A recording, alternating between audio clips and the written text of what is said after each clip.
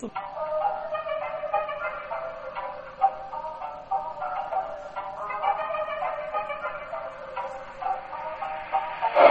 John Wetland one more time set. And here comes the 2-2 pitch to Edgar Martinez now. The fastball swung on and hit the deep center field. Bernie Williams goes back and it is get out the right bread and the mustard this time, Grandma. It is a grand salami. And the Mariners lead it 10-6. I don't believe it. My, oh my. From high atop the Robinson Gearing Studio Complex in straight out of God's country, Pawleys Island, South Carolina, the Let's Talk Baseball Podcast Network proudly presents Backwards K Pod. And now, here's the host of the show, Jake Robinson. Good moment, baseball universe. What is up? Once again, back is the incredible, the fun animal, Jake the Snake Robinson from the Let's Talk Baseball Podcast Network. Half man, half podcast machine. I'm coming out of Pawleys Island, South Kakalaki, back in the Captain Kirk chair, shields down, photons up. Prepare to engage on this week's digital audio program that I call Backwards K-Pod, where we collect ball players and their stories. What's cracking, Seamheads? Want to welcome all of you back for yet another scintillating edition of BKP, where we will again cover the beautiful game of baseball through the lens of American history, from my loyal army of OGs that have supported me from day one, through all of my broadcast endeavors, to the BKP virginal pod surfer who happened to find this barrel and is now riding that wave. What's up, everybody? Jake the Snake Robinson here. I'm pumped up, ready to go. How about that new intro, huh? I mean, that shit is hot. My boy is already making an impact on the show. That's 12 Gauge Productions right there, baby. That shit is hot. I'm accompanied by the BKP's new in-studio producer, the Batman to my Superman, my main man, Gage Geham. What is up, brother? How you doing this week? Hey, man, I'm doing good this week. It's good to be here. Good to be back. Glad I can help out, make an impact in this first week. And, I'm looking forward to what we can do for the coming weeks ahead. Yeah, man, that's awesome. And speaking about going ahead, I love the intro. We're doing a lot of production stuff on the outside, and we'll get into this fundraiser thing. We got a little money to work with, and we're going to sink it into the show, guys. So, man, I'm so proud to have you here. And talking about some things to come, you do have the Instagram page up, correct? That is correct. We have the Instagram page up. We have those awesome tumblers. Awesome tumblers. Y'all should totally go check it out. Instagram page is Backwards K Pod. Just like the podcast. We got the tumblers up, and we have this week's video promo up. So y'all should definitely go check that out. Leave a like, leave a comment, tell us what you think. Feel free to DM us. We love to respond.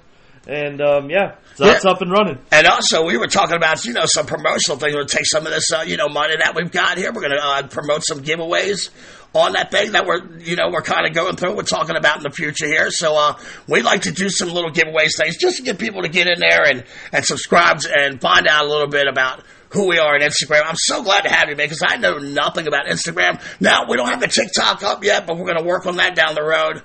But I'm really, really proud to have you here, man. And I got to tell you, man, I just love the intro to death, man. Thank you so very much. Yes, sir. That's what I'm here for. Right on. Well, good stuff, brother. Let's get this train rolling. My NFL football team, they lost in the playoffs a couple of nights ago, as I expected, which was, sad for about 10 minutes. But like the great Jerry Garcia once sang, every silver lining has a touch of gray.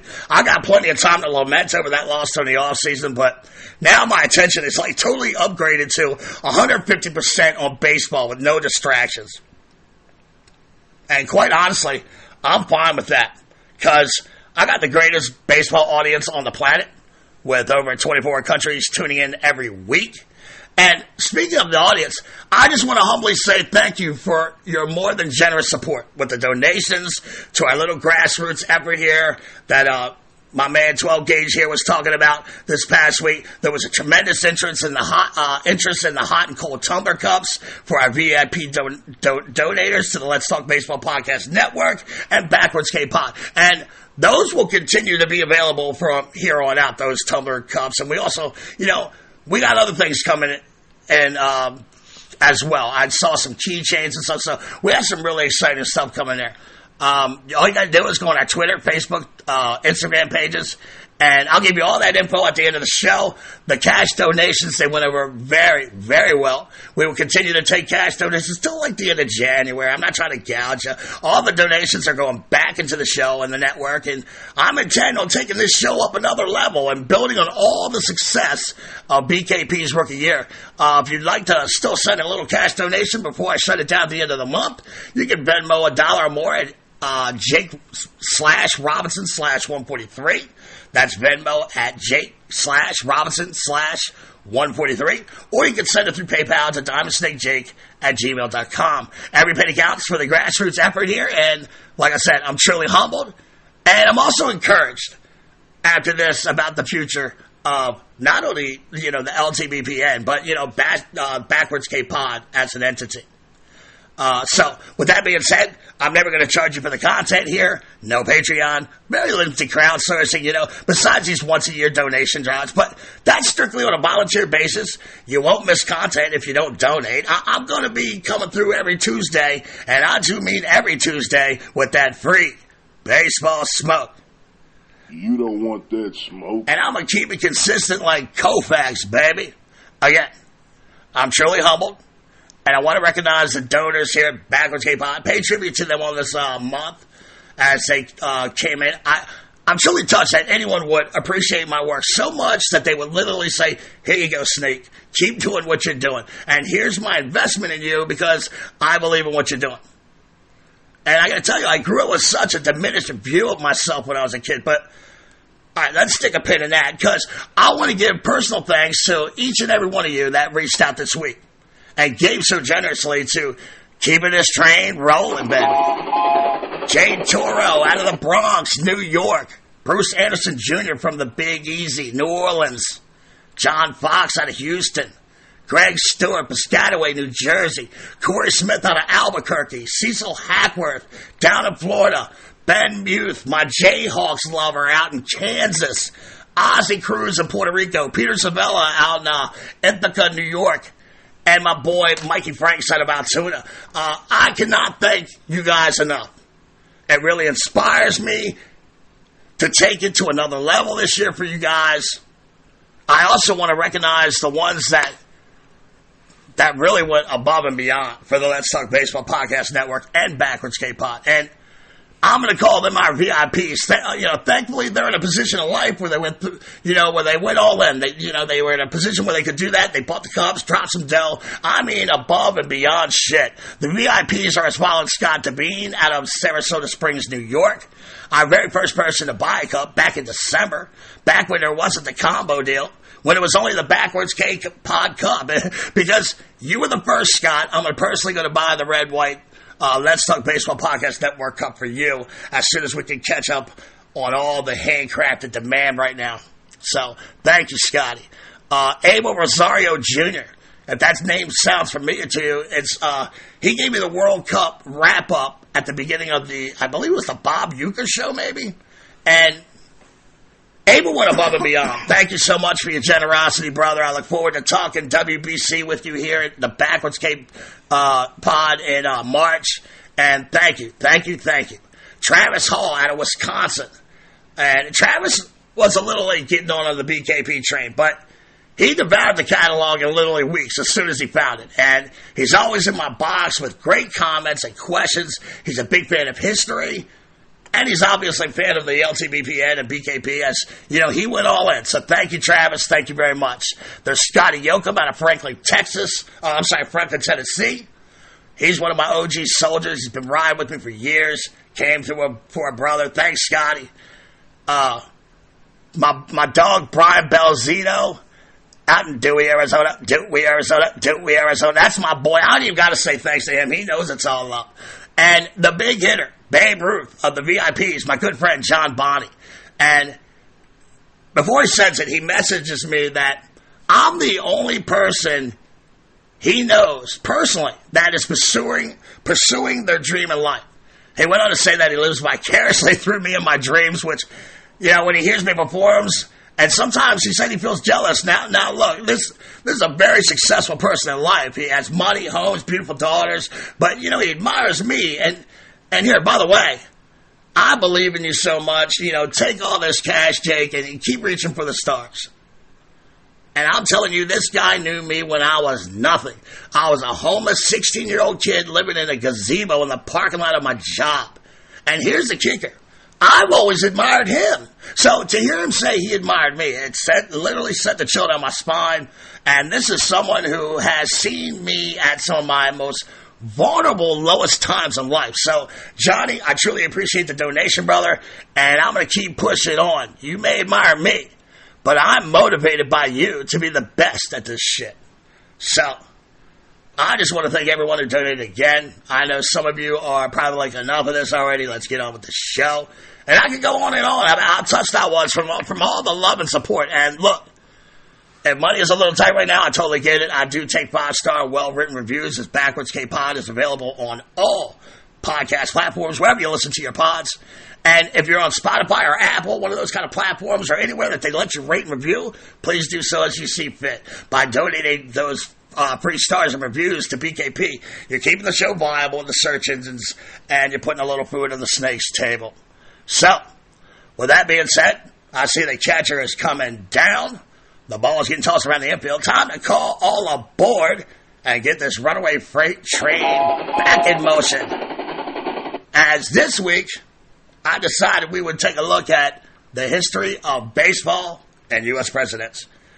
And look, before we get it started, for God's sakes, let's keep it bipartisan this week, okay? I truly don't care about your political affiliation or party. I don't know why you should care what mine is. Honestly, I wish there was no parties, just ideas and solutions. I can't stand the radicals on both sides of the spectrum. So I'm going to keep this as apolitical as possible. This is simply about U.S. presidents and their connection to the national pastime. And one of the things about baseball that still fascinates me to this day is how the growth of baseball and the United States as a country are intertwined forever. Almost every single U.S. president has had some sort of connection to the national pastime, whether it's throwing the first pitch, hosting championship squads at the White House Oval Office, receiving field passes, or even just dropping clever anecdotes into our American lexicon of language and literature. Practically every dude who has sat at the resolution desk has left a presidential legacy with the game of baseball. And the connection, it goes all the way back to the one, George Washington. In between making that, fine cherry moonshine out of Virginia and kicking some royal British ass, old George, he liked to play a form of English rounders. It was an English game. It was called rounders. And he would do this to break the monotony and the savagery of the American Revolutionary War. And an unidentified colonial rebel's diary had an account where it said, General Washington would play catch for hours with his aide-de-camp. And just the mere thought of the one throwing a ball around, it just makes my heart smile. Now, around this time, teams are beginning to play in the Ellipsis area where the Capitol building now stands. This is around 1860. George Washington's successors would follow suit in this brave new world of democracy. The second president, John Adams, he has been noted by prominent historians as a man who also enjoyed his bat and ball games. Now, our third president, Thomas Jefferson, he was eloquent, fiery, wrote the Declaration of Independence, true badass, right? And he was a pretty independent guy, but true to his independent nature, he was not a fan of bat and ball or sports in general. He was said that he was watching some matches of bat and ball, and he said that games played with balls and bat, or even others of that nature, are too violent for the body, and they stamp no real character on the mind. So Thomas Jefferson, He wasn't for sports at all. He didn't have time for sports. That wasn't what he was all about. I mean, you know, you're basically a dummy if you play sports in his mind. Now, the 4th president, James Madison, all the way up to the 14th president, James Buchanan. There's very little history between the White House, you know, the presidency, and baseball. And that would change with our 16th president, Abraham Lincoln, which shouldn't be a shock at all. I mean, Lincoln was a big man, 6'4". In his day, that was almost Shaq-like. He was powerful, renowned throughout the country as, you know, this badass wrestler. He loved baseball. He actually was probably the first superfan president. In 1860, when the Chicago Convention nominated Abraham Lincoln to represent the party in the upcoming presidential election, the Republican Party, they sent officials to his home in Springfield, Illinois to give him the good news. And they were surprised to see him playing baseball on the lawn. He casually turns to them, and he thanked them for delivering the great news. But they would have to wait for him to get his at-bats before he could sit down with them. After he was elected, he and his son Tad, they would sneak out of the White House and walk to the ellipse area to watch others play baseball. And sometimes the guys would actually even talk the president and his son into playing baseball with them out there on the ellipses. And just like George Washington, President Lincoln would use baseball as a tool to take solace, you know, from the horrors of war that, you know, and he would often sit quietly and just watch these soldiers play during the Civil War. That's pretty much the beginning of when baseball really starts to blow up and become a part of the Americana culture. And while Abraham Lincoln was the first presidential superfan, the 17th POTUS, Andrew Johnson, he may have been the biggest baseball fan ever. One time he gave all the government workers in the district the day off. August of 1866. He gives all the government workers off so they can go watch the Nationals take on the A's. 1866, folks. On September 18th, 1866, he became the first president to attend a professional baseball game as the Brooklyn Excelsiors, who would go on to become today's San Francisco Giants, beat the Washington Nationals 33-28. He was also the very first president to invite a pro baseball team to the White House. Now, after the completion of the Civil War and his presidency, all Ulysses S. Grant wanted to do was disappear from the glare of the spotlight. Probably do a little drinking, right? Watch baseball. And there are many historical accounts of him driving his carriage into foul grounds and taking a few innings here and there. Before his death, he fell in love with baseball, and he began to go to games quite frequently, honestly. On May 1st, 1883, he went to the Polo Grounds for the first game in that building's history, and he sat in relative obscurity in the grandstands that day. On June 6, 1892, President Benjamin Harris, the nation's 23rd president, he is the first president to be identified as witnessing an entire live game in the stadium. He saw the Nationals lose to the Redlegs 4-2 in 11 innings. And the next day, he watched Filthy beat up on the District Nats 9-2. And many people inside the newly formed Secret Service agency, they didn't like the fact that the president was so carefree at these ballparks. And it was then that Secret Service began detailing a president's itinerary for trips to sports stadiums. And side note,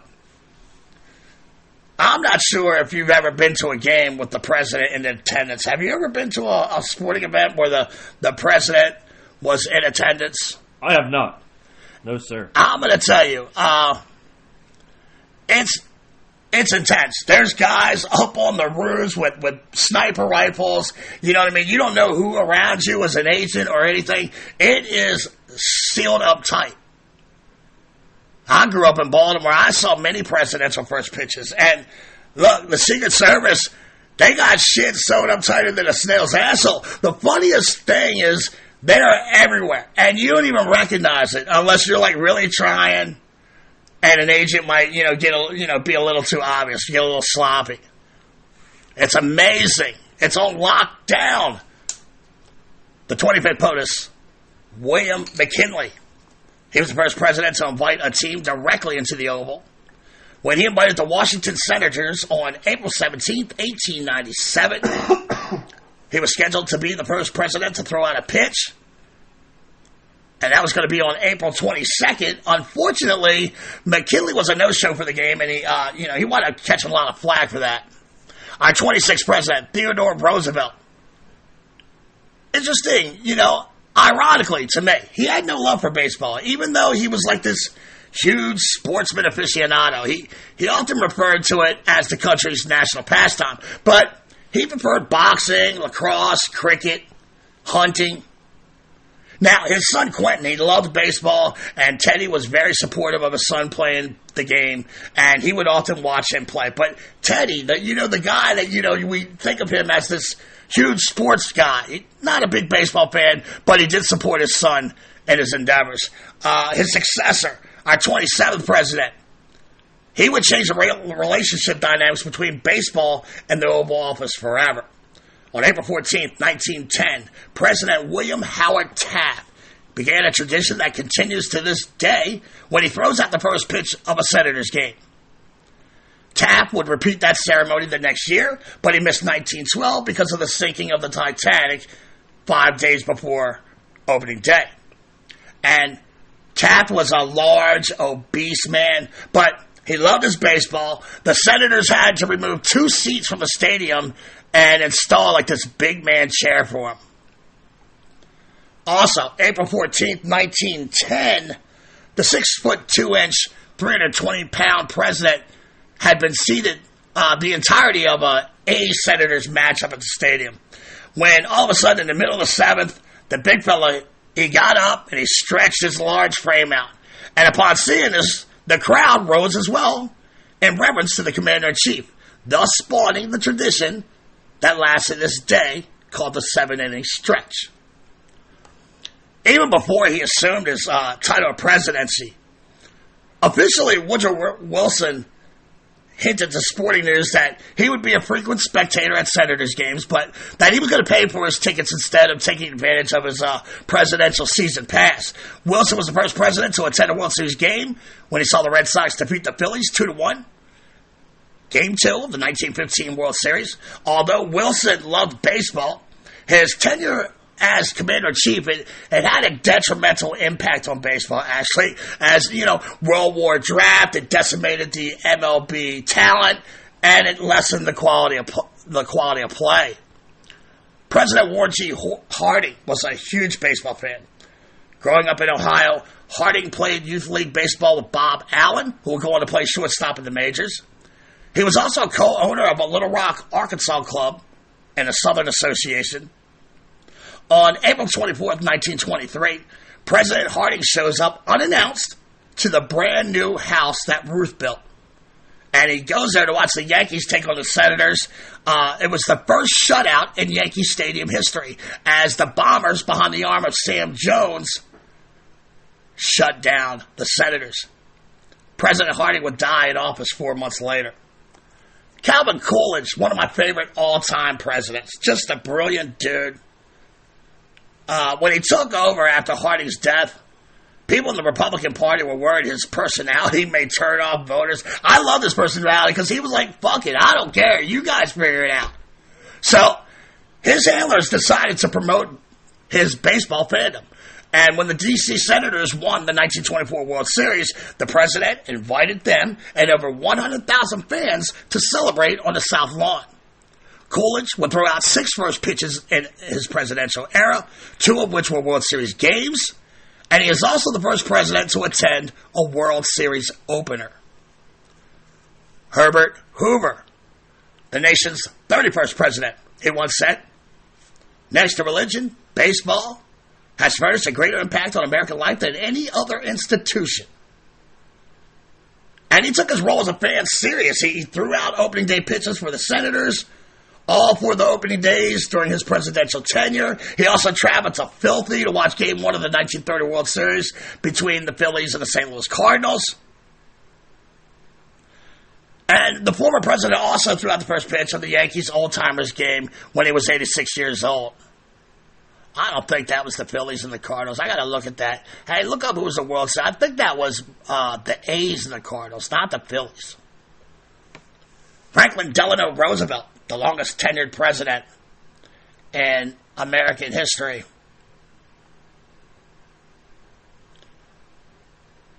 was baseball crazy. And I'm looking at that 1930 World Series. That don't feel right to me. That Phillies and the St. Louis Cardinals. Check out who played that World Series. I think it's the A's and the Cardinals. But Franklin Delano Roosevelt, the longest tenured president in American history, he was baseball crazy. His aides say he enjoyed himself at games the way kids enjoy Christmas morning. And FDR would throw out a record 8 opening day pitches. What did you find out about that 1930 World Series, Gage? Man, Snake, I found out that it was, in fact, the... Hold on now. Philadelphia Athletics playing against the St. Louis Cardinals. Yeah, I figured that was the case. Yes, sir. Thank you, brother. No problem. After the bombing of Pearl Harbor by the Empire of Japan, baseball commissioner Kennesaw Mountain Landis, he asked President Roosevelt if baseball should be continued to be played during the war. And FDR quickly responded back in what is now known historically as the Green Light Letter.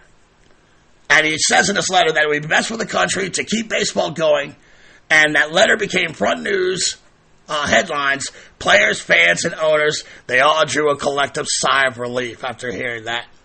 Harry Truman, one of the biggest baseball fans ever in the White House. In fact, I hit on him pretty extensively in the history of the Kauffman Stadium show in Kansas City. And if you haven't heard that show, you need to go back and check it out. You can find that anywhere you listen to BKP, or you can swing on over to DiamondSnakeJake.com to hear that Kauffman Stadium show or any of the other shows in my always expanding vault of archives.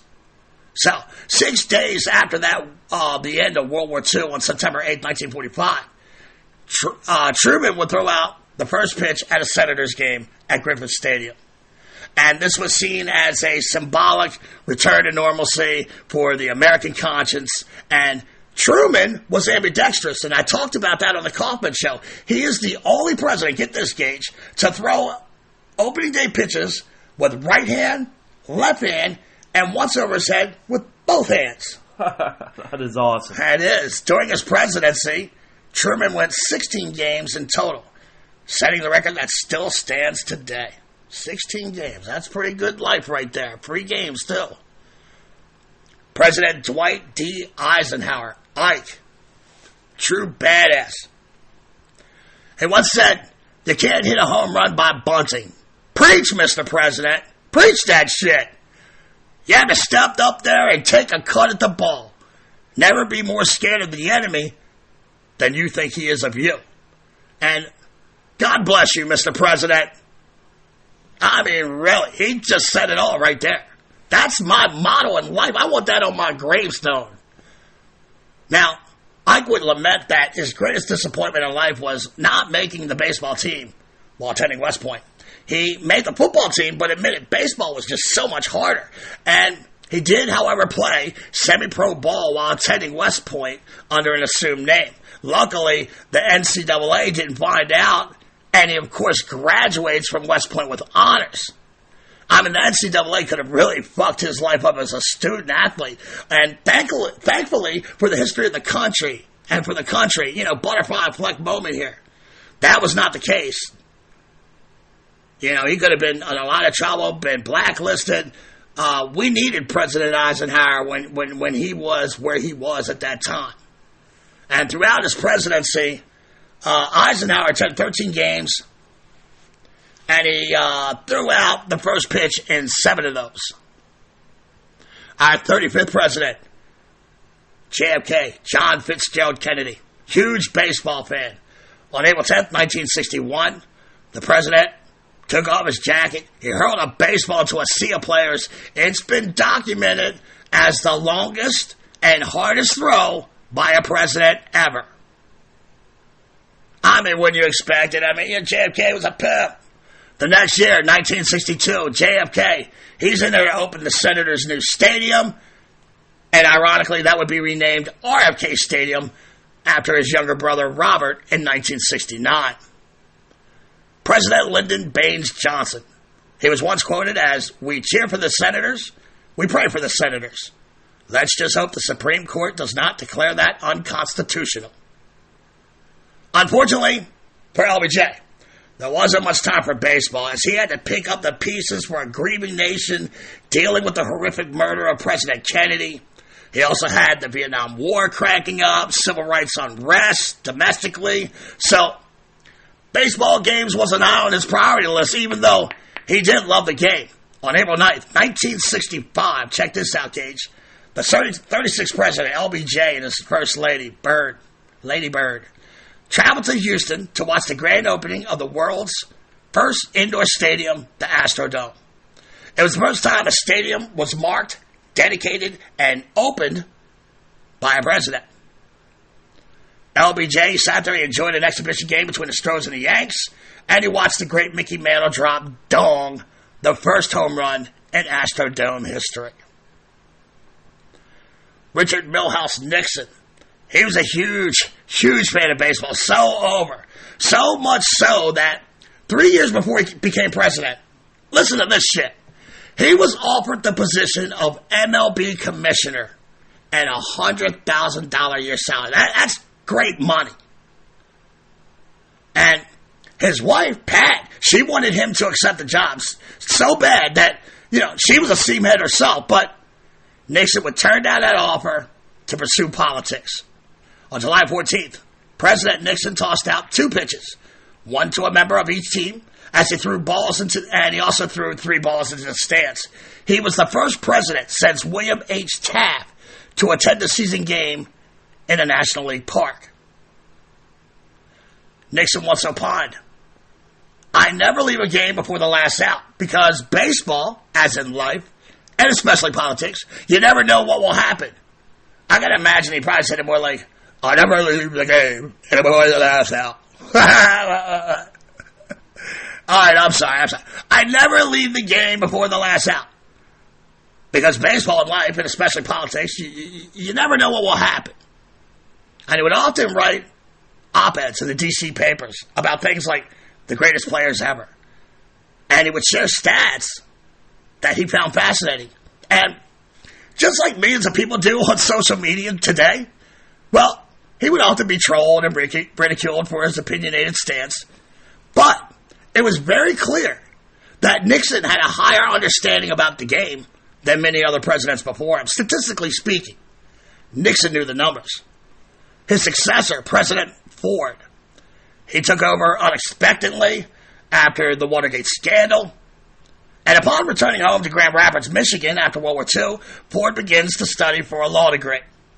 In the meantime, for entertainment, he becomes a huge fan of the Grand Rapids Chicks of the All-American Girls Professional Baseball League.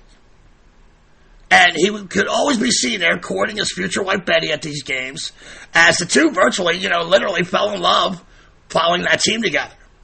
So when Ford took over the presidency, one of the first things he did in 1974 was sign a bill allowing girls to play Little League Baseball. And before that, it had been restricted to only boys' participation. The only opening day that President Ford ever attended was a Rangers game, Arlington, Texas, 1976. And he threw 2 baseballs to Rangers catcher Jim Sundberg. Ford, like Harry Truman, was also ambidextrous.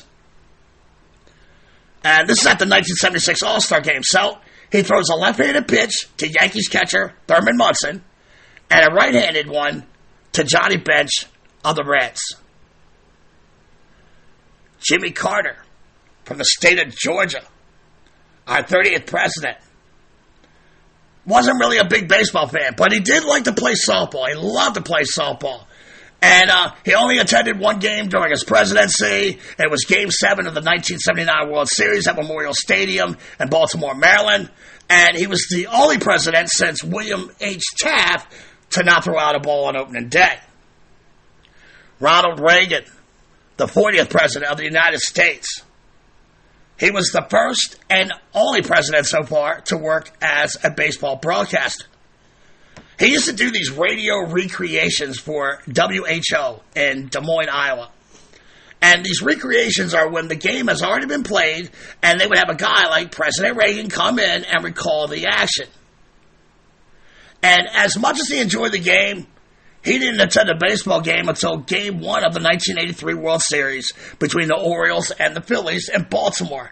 And, okay, side note again. We did the Mutt and Jeff Bandits, the true story about Rick Dempsey's Little League coach who went around robbing banks in California to fund the Little League traveling baseball team. Well, that's the Mutt and Jeff Bandit show. You really should check it out. I mean, it's a great fucking show. But here's the thing. When the Orioles won the World Series in 1983, Rick Dempsey was the MVP of that series. And one of the things that was hilarious was on national television, President Reagan is talking to Rick Dempsey, and he says, "Congratulations, Rick, on your MVP." And Rick is like, "Oh, thank you, Mr. President. You tell those Russians we're having a good time playing baseball over here."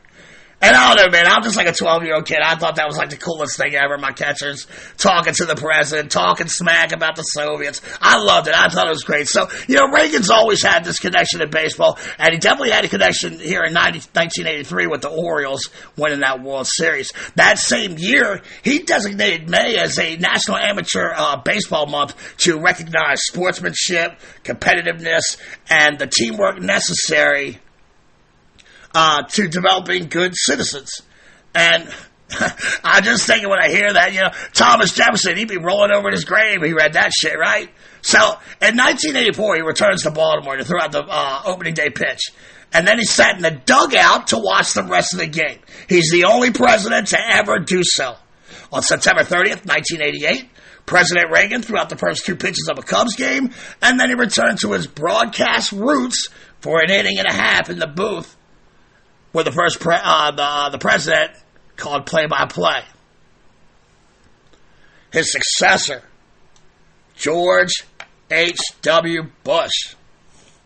He was a huge baseball fan.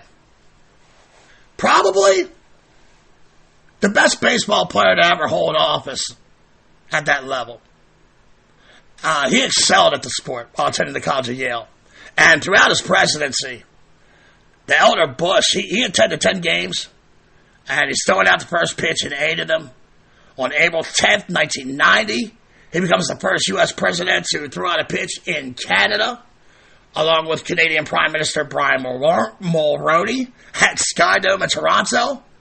In July of that year, the two leaders attended the 1991 All-Star Game together. On April 5th, 1993, our nation's 42nd president, William Jefferson Clinton, he threw out the opening day pitch at Oriole Park at Camden Yards, after which the president, he went upstairs to the booth. He sat alongside John Miller and Brooks Robinson to call that top of the first inning. A year later, he opens the brand new Jacobs Field in Cleveland with an opening day toss. And to this day, one of President Bill Clinton's favorite memories in office, he says it all the time to this day, was when he and Vice President Al Gore went to Camden Yards on September 6, 1995, or 96, to witness Cal Ripken Jr. break Lou Gehrig's consecutive game streak playing record of 2,130 games. He was also in the booth with John Miller, when Jr. dropped dong at that game. And in fact, President Clinton says on audio, YouTube that shit, he says, 3-0 count, if he gets a pitch he can handle, he's swinging. And his words were prophetic as the next pitch was hammered by Cal over that left field fence. George W. Bush, 43rd President of the United States. The apple didn't fall far from the tree here, as he took on his father's love for the game. And he once said, "From baseball, I developed thick skin against criticism. I learned to overlook setbacks and focus on the long haul." And he learned those lessons by being the owner of the Texas Rangers from 2001 to 2009. As president, the Seamhead went above and beyond to promote the great game. He launched a T-ball tournament for the kids out on the South Lawn. It was held annually during his 2 terms as president every year. President Bush had a lot of adversity during his tenure after the tragic events on September 11th. Bush was encouraging people to try and get back to the normalcy of life, kind of like Harry Truman was, right? The one time when he comes out. And that means play ball. So baseball obliged. And the New York Yankees, a team and a fan base still in recovery from the psychological distress caused by that day, they make it to the World Series. And this fucking dude, George Bush. Again, I don't care about your political leanings. I'm talking about the man, okay? This fucking dude, my commander-in-chief as a veteran, he walks to the top of the mound with purpose and a determined face. And he flashes the crowd a thumbs up before delivering a perfect strike. And it was just like a signal to the country. I'm your elected leader. We're America. We have lives and our heritage to defend. And no one is ever going to take that from us. Everything's going to be okay.